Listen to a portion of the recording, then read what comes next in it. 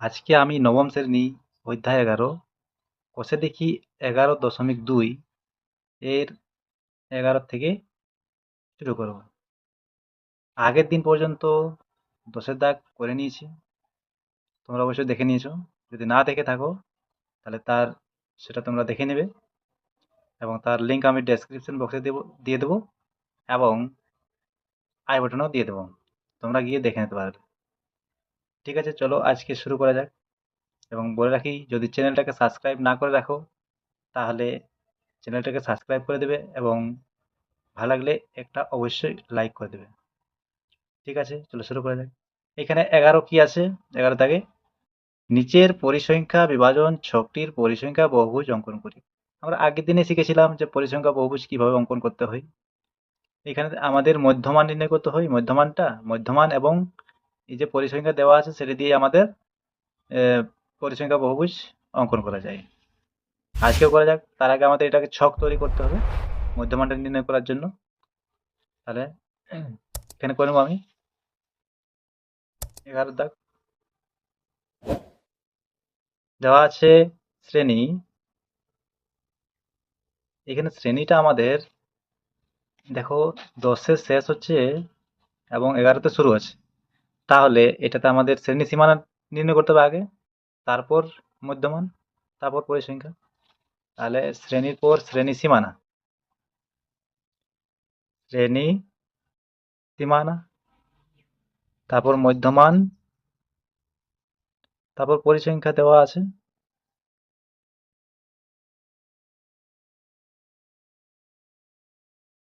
শ্রেণী কি কি দেওয়া আছে লিখে নি। 1 থেকে 10, তারপর 11 থেকে 20, তারপর 21 থেকে 30, তারপর 31 থেকে 40, তারপর 41 থেকে 50। তারপর কি করবো? শ্রেণী সীমানা, এটা সীমানা হবে। শ্রেণী সীমানা কি হবে? তাহলে এদের মধ্যে পার্থক্য কত? এক। উচ্চ শ্রেণী সীমা এবং নিম্ন শ্রেণী সীমার মধ্যে পার্থক্য এই যে দেখতে পাচ্ছি, একটি একটি পর দুটি মধ্যে পার্থক্য 1 আছে। তাহলে 1-এর অর্ধেক হয় 0.5, তাহলে 0.5 এটাতে বিয়োগ করবো এবং উচ্চটাতে যোগ করব। তাহলে এটাতে বিয়োগ করলে কি হয়? 0.5। 1 থেকে 0.5 বিয়োগ করলে 0.5 এবং 10-এর সাথে 0.5 যদি যোগ করা হয় তাহলে 10.5। এটা প্রত্যেকটাতেই হচ্ছে, এইভাবে হবে। এখানেও কি হবে? 10.5 এবং 20.5। এখানে বিয়োগ করবো আবার 20.5 থেকে, এটা 30.5 বাড়ছে, এখানে কমবে 30.5 থেকে 40.5, এখানে 40.5 থেকে 50.5। তারপর কি নির্ণয় করব? মধ্যমান। মধ্যমান কি করতে হয়? এই দুটাকে যোগ করতে হয় এবং 2 দিয়ে ভাগ করতে হয়। এই শ্রেণী সীমা এবং সীমানার ক্ষেত্রে একই হয়। এখানে এটাকেও যোগ করতে পারি অথবা এটাকেও যোগ করতে পারি। এই দুটো যোগ করলে কি হবে? 11। 11কে 2 দিয়ে ভাগ করলে 5.5। এই দুটো যোগ করলে কি হয়? এটা তো 11 পাবো এবং সেটাকে 2 দিয়ে ভাগ করলে 5.5 পাওয়া যাবে। তাহলে দুটোর মধ্যে যে কোনো একটা করবো। তারপর এই দুটোকে যোগ করলে কি হচ্ছে? 31। 31কে 2 দিয়ে ভাগ করলে 15.5। আমাদের 10 করে বৃদ্ধি পাচ্ছে, যত শ্রেণী দৈর্ঘ্য থাকে অতই বৃদ্ধি পায়। তাহলে শ্রেণী দৈর্ঘ্য 10 আছে, তাহলে 10 করে বৃদ্ধি পাবে। এখানে তারপর কত? 25.5 হবে, তারপর 35.5 হবে, তারপর 45.5 হবে। তারপর পরিসংখ্যা দেওয়া আছে, দেখে নাও। প্রথমে 8, তারপর 3, তারপর 6, তারপর 12, তারপর 4। এবার এটাকে আমরা কি করব? এটাকে পরিসংখ্যা বহুভুজ অঙ্কন করব। গ্রাফ কাগজে অঙ্কন করব। গ্রাফ কাগজ নিয়ে নিয়েছি। তাহলে প্রথমে দুটো অক্ষর টেনে নিই।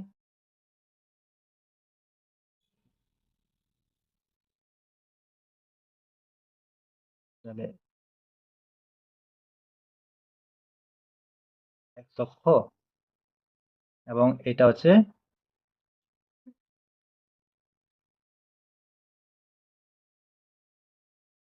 y।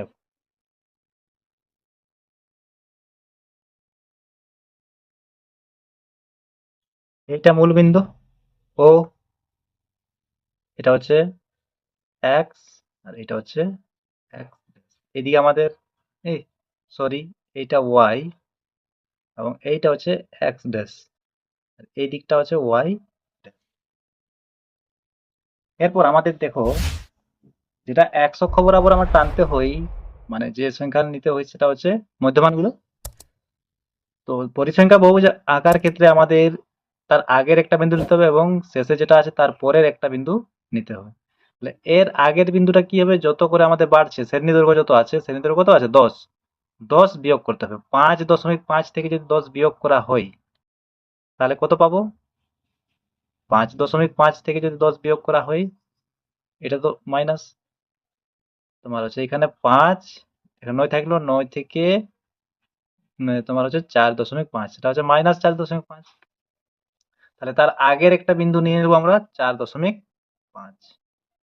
আচ্ছা আমরা কি করছি, এইখানে 5.5, 5.5, তারপর একটা নিয়ে নিচ্ছি এখানে যা যা বিন্দু আছে 15.5, এখানে 15.5, তারপর 25.5 আছে, তারপর 35.5 আছে, তারপর 45.5 আছে, তারপরে একটা বিন্দু নিয়ে নেবো, এতদূর পর্যন্তই আছে, 45.5 পর্যন্তই আছে। তার একটা বিন্দু কি নিতে হবে, 10 বৃদ্ধি পাবে, তাহলে এখানে 55.5, 55.5।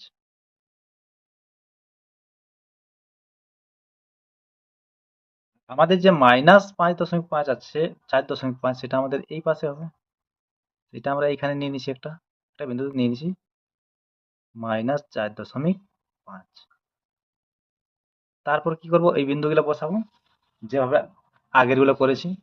দেখো 5.5 কত আছে 8, তাহলে 5.5 আমাদের 8, তার আগে এইদিকে আমরা 1 ঘর সমান 1 একক ধরে নিছি, 5 ঘরে 5 দেবো, 10 ঘরে 10, 15 ঘরে 15, 20 ঘরে 20, তাহলে 1 ঘর সমান 1 একক আছে দিয়ে দেবো।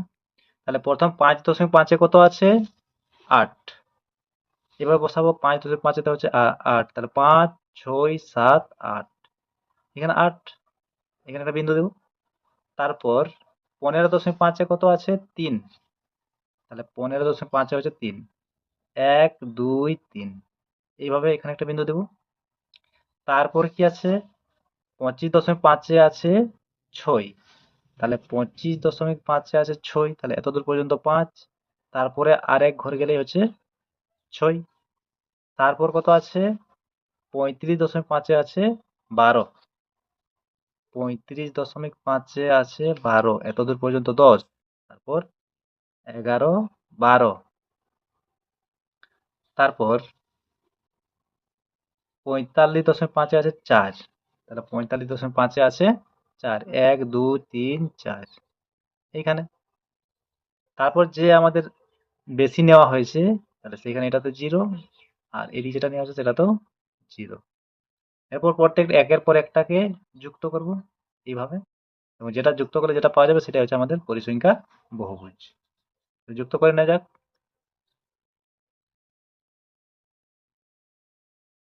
এইভাবে।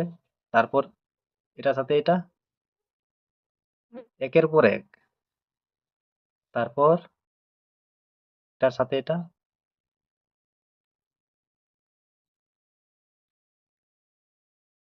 এইভাবে প্রত্যেকটা যুক্ত করতে হবে।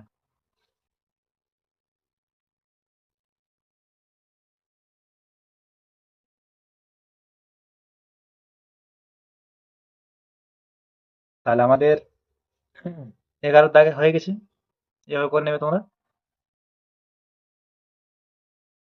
এরপর দেখো 12 দাগে, আমাদের গ্রামের সকল নারীদের স্বাক্ষর করার বিশেষ ব্যবস্থা দেওয়া হবে, তাই আমরা নিচের তথ্যটি সংগ্রহ করেছি।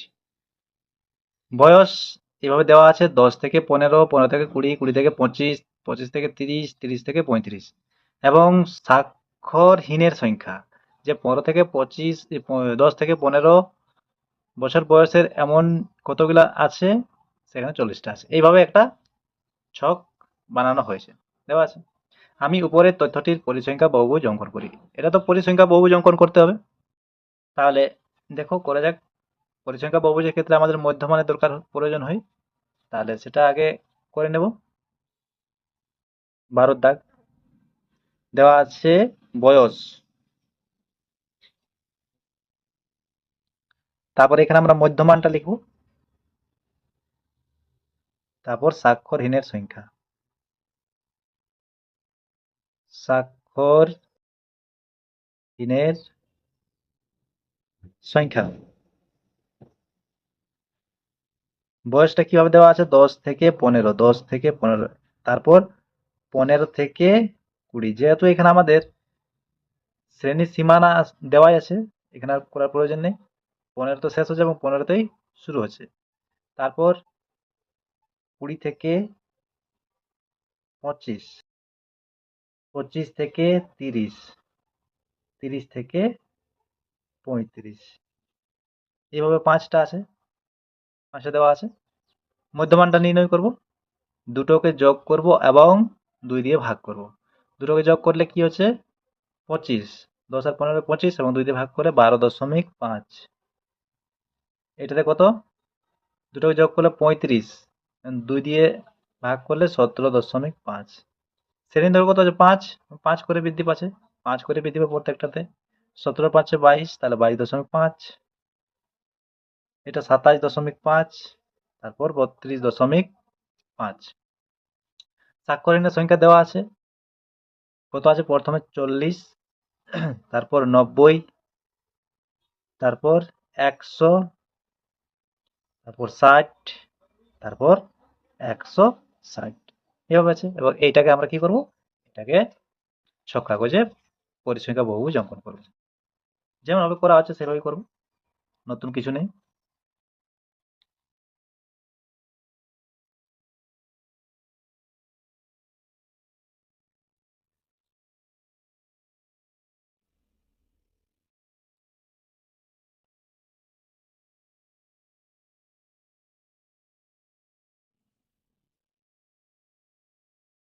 যেহেতু এটা আমাদের 12.5 থেকে শুরু করতে হবে এবং তার আগে যেটা থাকবে 7.5।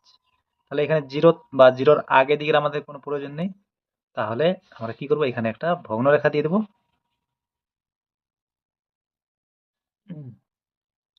এটা এক্স, এটা মূলবিন্দু, ও এটা ওয়াই।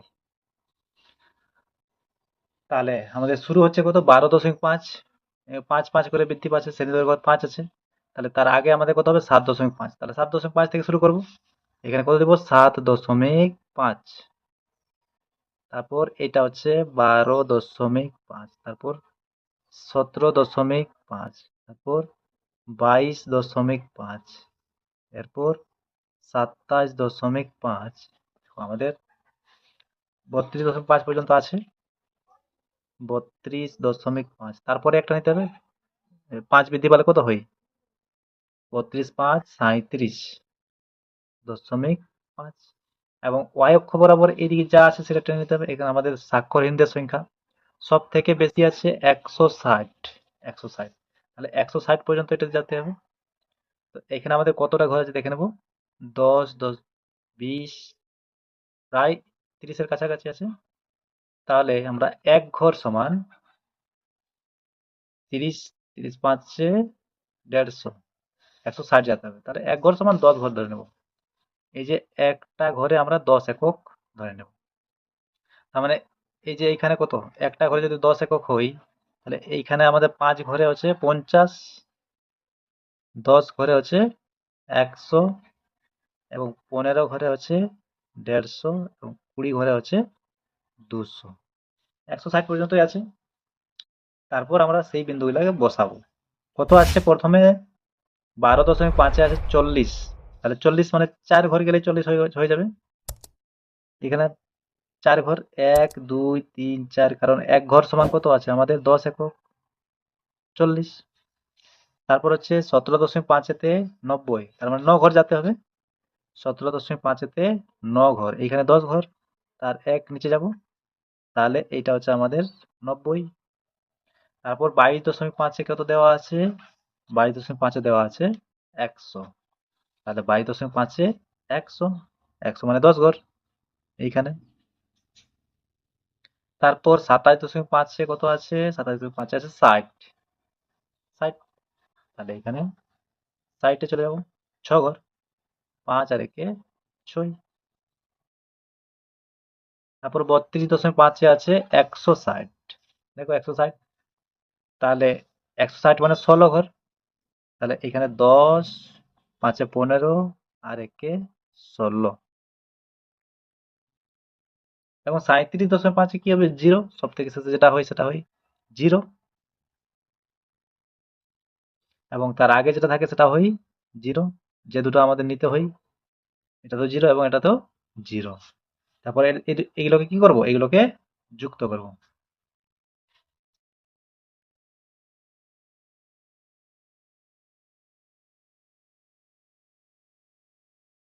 একটার পর একটা যুক্ত করব।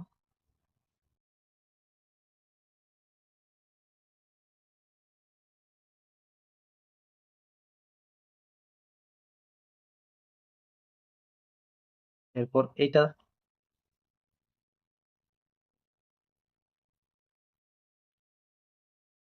তারপর এইখানে।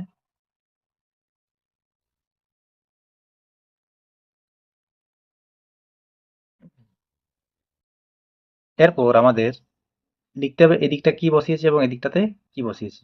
এদিকটা আমাদের বয়সটা। এবং আমাদের দেখো, এই যে 5 ঘর যে আছে, 5 ঘরে আমাদের 5 এককেই বৃদ্ধি পাচ্ছে, তার মানে 1 ঘরে 1 একক, এটা লিখতে হবে। 1 ঘর সমান 1 একক। আর এদিকটা আমাদের দেখো 1 ঘর সমান 10 একক ধরা আছে। এদিকটা কি আছে আমাদের দেওয়া? স্বাক্ষরহীনদের সংখ্যা।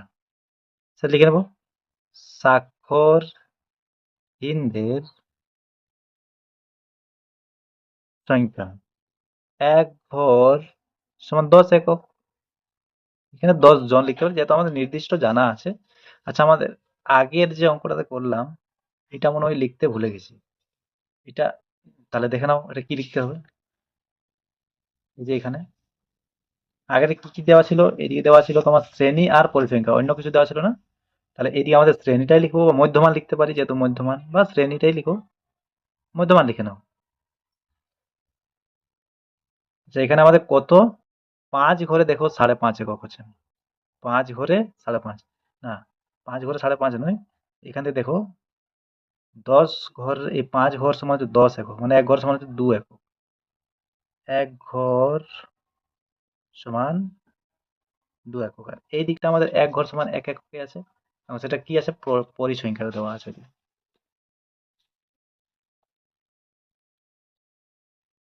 এটা পরিসংখ্যা। 1 ঘর সমান 1 একক।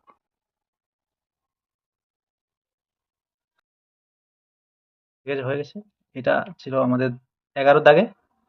আর এখন যেটা করলাম সেটা হচ্ছে 12-এর দাগে। এই যে, ঠিক আছে, এভাবে করে নেবে। একটু ভুল হয়ে গেছিল। এরপর দেখো 13-এর দাগে, গত মাসে আমাদের কলকাতা ফুটবল লিগের দলগুলির দেওয়া গোলের পরিসংখ্যা নিচে লিখেছি। স্কোর কি আছে? 0, 1, 2 করে 6 পর্যন্ত আছে। পরিসংখ্যা দেওয়া আছে এইভাবে। তাহলে উপরের রাশি তথ্য উপস্থাপনের জন্য একটি পরিসংখ্যা বহুভুজ অঙ্কন করি। তাহলে এটা একটা পরিসংখ্যা বহুভুজ অঙ্কন করতে হবে। এখানে আমাদের শ্রেণী আকারে দেওয়া নেই, মানে সরাসরি মধ্যমানটা দেওয়া আছে ধরো। তাহলে এখানে আমাদের আর মধ্যমান নির্ণয় করতে হবে না, সরাসরি 0-তে 15, 1-তে 20, এইভাবে আমাদের পরিসংখ্যা বহুভুজটি আমরা উপস্থাপন করতে পারবো।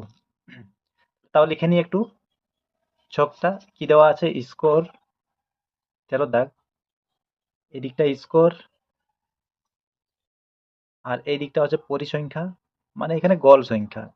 যেহেতু আমাদের উপরে লেখা আছে দলগুলির গড়ের পরিসংখ্যা দেওয়া হয়েছে, তাহলে এখানে গড়ের সংখ্যাই হবে। পরিসংখ্যা লিখে নিই। কত কত আছে? 0, 0, 0 গড় সংখ্যা কত? 15টি। 1, 20, 2, 12, তারপর 3, 8, 4, 6, 5, 3, আর 6, 1, এভাবে দেওয়া আছে। এটাকে আমাদের পরিসংখ্যা বহুভুজ অঙ্কন করতে হবে। তাহলে গ্রাফ কাগজ চলে আসি। এই যে এটাতে আমাদের 0 থেকে শুরু হচ্ছে, মানে সরাসরি আমরা এখানে করে নেব। এইখান থেকে টানছি, এখানে আমাদের আর এই ভগ্নরেখা দেওয়ার দরকার নেই, সরাসরি টেনে নেব।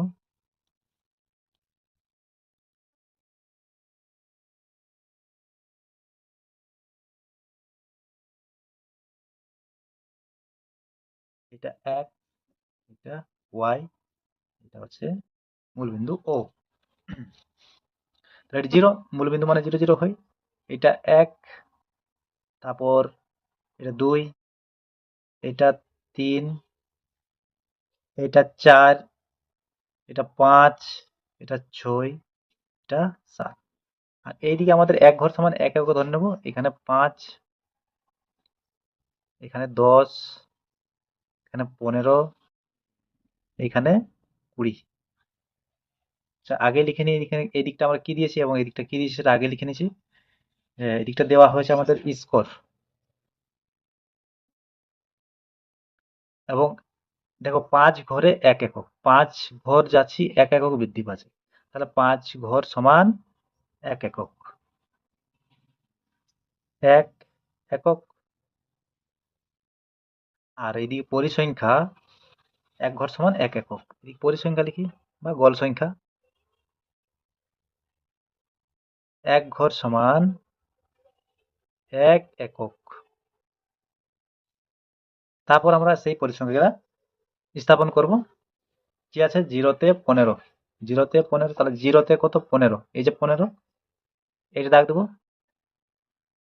তারপর একে আছে আমাদের 20, একে আছে 20, তাহলে এখানে 20 তে দাগ দেবো। এই যে 5 10 15, এই যে 20। আচ্ছা, তার আগে আমাদের একটা তো এই দিকটা বৃদ্ধি করতে, একটা জিরোর আগে একটা আমাদের দিতে হবে। যেহেতু পরিসংখ্যা বহুভুজ অঙ্কন করছি, তাই একটা -1 এর প্রয়োজন আছে আমাদের। এক এক করে বৃদ্ধি পাচ্ছে, প্রত্যেকটা এক এক করে বৃদ্ধি পাচ্ছে, তো তার আগেরটা আমাদের কত হবে -1, এটা হচ্ছে -1। এবং একটা এদিকে বাড়তি নিয়ে নেওয়া হয়েছে, 6 পর্যন্ত আছে, 6 পর্যন্ত আছে, তারপর 7 আমি আগে বসিয়ে নিয়েছি। তাহলে একেতে কত হচ্ছে 20, তারপর 2, 2 এতে কত আছে 12, তাহলে 2 এতে 12, 5 10 11 12, তারপর 3-এতে আছে 8, তাহলে 5 6 7 8,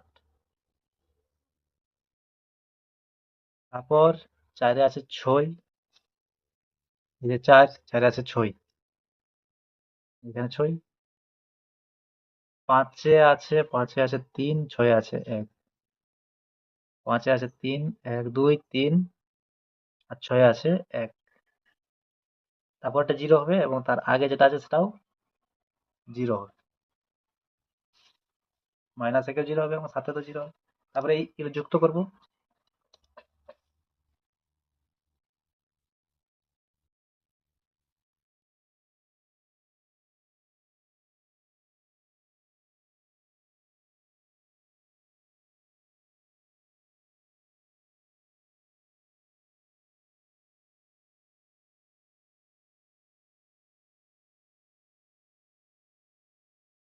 এবার প্রত্যেকটা একটার পর একটাকে যুক্ত করে নেব।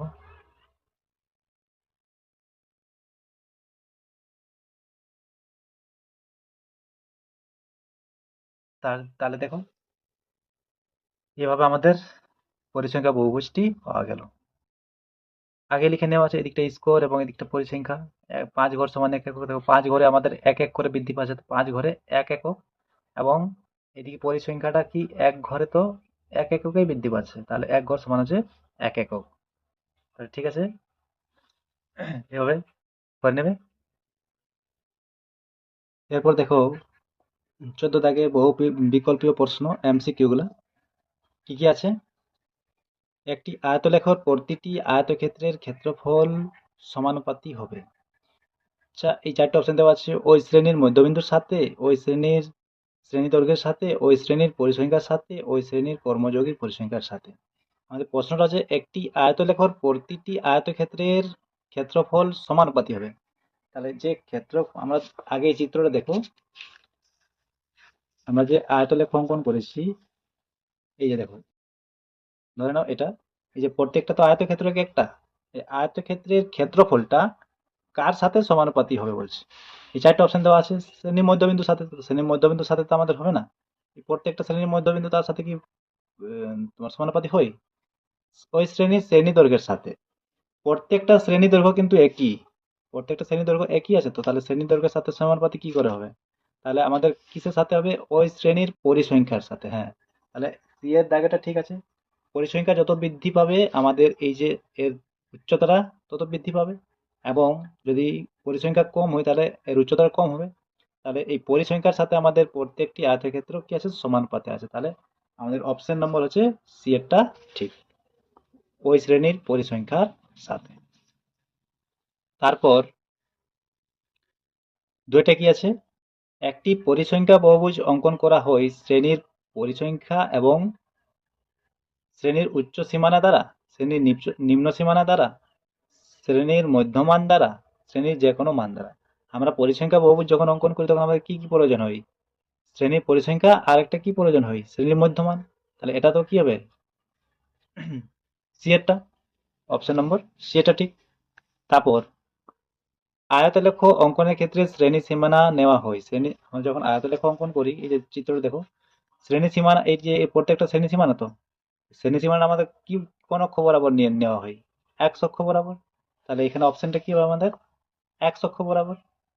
তাহলে এটা বি এরটা ঠিক। তারপর আয়তলেখ অঙ্কনের ক্ষেত্রে প্রতিটি শ্রেণীর আয়তক্ষেত্রের ভূমি, এই যে আয়তলেখ অঙ্কন করছি এবং প্রতিটি আয়তলেখ, প্রতি যে আয়তক্ষেত্র আছে তাদের ভূমিটা, এই যে ভূমি দেখতে পাচ্ছ, এই ভূমিগুলা কি? ভূমিগুলা হচ্ছে আমাদের শ্রেণী দৈর্ঘ্য। প্রত্যেকটা কি বলে? শ্রেণী দৈর্ঘ্য। তো এই যে পরিসংখ্যা যত বৃদ্ধি পাবে আমাদের ওইদিকে বৃদ্ধি পাবে এটা, এবং কম হলে সেটা কম হয়। তাহলে এই প্রত্যেকটা যে দেখতে পাচ্ছি এটা হচ্ছে আমাদের শ্রেণী দৈর্ঘ্য। তাহলে এখানে আমাদের কি হবে? আয়তলেখ অঙ্কনের ক্ষেত্রে প্রতিটি শ্রেণীর আয়তক্ষেত্রের ভূমি হয় শ্রেণী দৈর্ঘ্য। ডি এরটা ঠিক। তারপর একটি আয়তলেখ বিন্যস্ত তথ্যের লৈখিক প্রকাশ যার শ্রেণী সীমানা এবং পরিসংখ্যা নেওয়া হয়। আমাদের আয়তলেখ চিত্র অঙ্কনের ক্ষেত্রে বলা হচ্ছে, মানে লৈখিক প্রকাশ বলতে এখানে চিত্র অঙ্কনের ক্ষেত্রে যা শ্রেণী সীমানা এবং পরিসংখ্যাটা কি কিভাবে নেওয়া হয়, কোন দিকে টানা হয়? উলম্ব এবং অনুভূমিক অক্ষ বরাবর, কেবলমাত্র উলম্ব অক্ষ বরাবর, কেবলমাত্র অনুভূমিক অক্ষ বরাবর, অনুভূমিক এবং উলম্ব অক্ষ বরাবর। তাহলে আগে কোনটা আছে? শ্রেণী সীমানাটা। শ্রেণী সীমানা আমরা কোন দিকে নিয়ে দিই? এই যে এক্স অক্ষ বরাবর টানি। এক্স অক্ষ বরাবর মানে কি? এটা কি আছে? অনুভূমিক। তাহলে শ্রেণী সীমানা হচ্ছে আমাদের অনুভূমিক, এবং যেটা আমাদের কি আছে? পরিসংখ্যা, পরিসংখ্যাটা হচ্ছে উলম্ব। তাহলে আগে অনুভূমিকটা হবে, কোন দিকে আছে? ডি এর অপশনে দেখো, অনুভূমিক এবং উলম্ব অক্ষ বরাবর যথাক্রমে বলা আছে। তাহলে শ্রেণী সীমানা কি হবে আমাদের? অনুভূমিক, এবং পরিসংখ্যা হচ্ছে উলম্ব অক্ষ বরাবর। তাহলে এটাও ডি এরটা ঠিক।